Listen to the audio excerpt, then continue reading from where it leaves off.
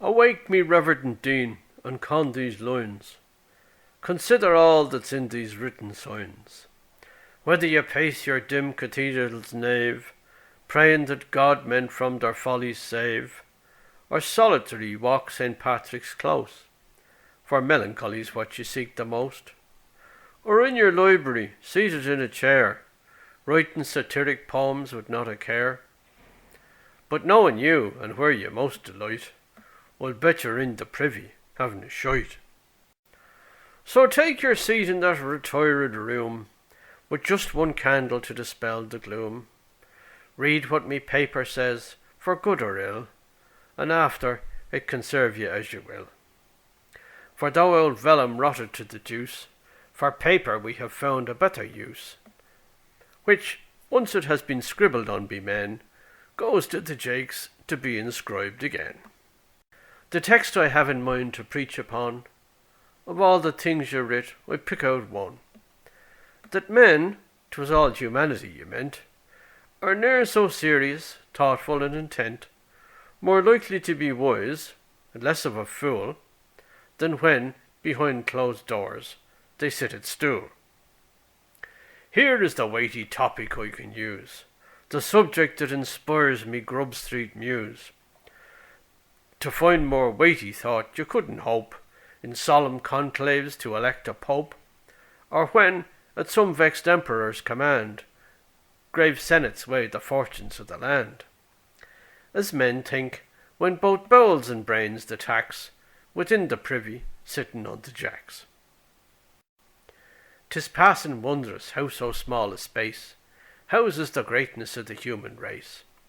Behold how well has wisdom pitched her tent within the gloomy house of excrement. Here reason sits enthroned, here wit expounds, accompanied by the usual privy sounds.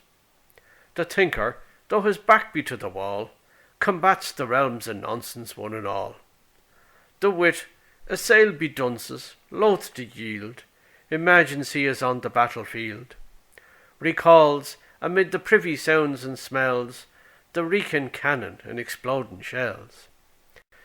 And if to cite myself I may presume, I think me noblest thoughts in that small room.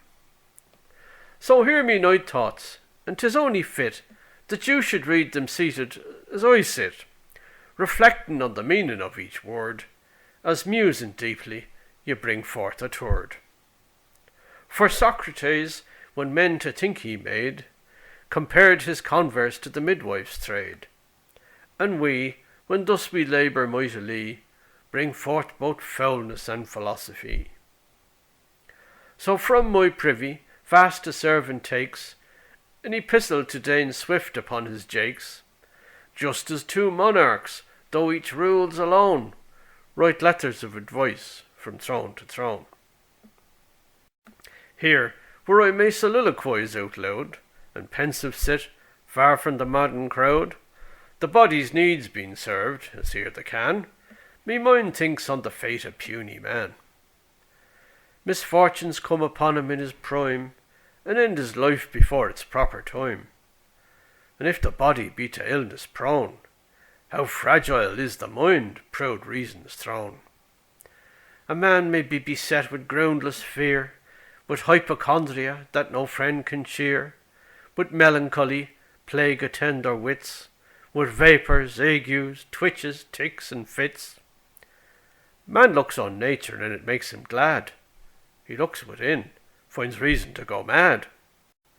Alas, that man created to live well should squander heaven and put himself in hell. Though sociable, we know we die alone, as I reflect upon Cloacca's throne. Yet philosophic man accepts his fate.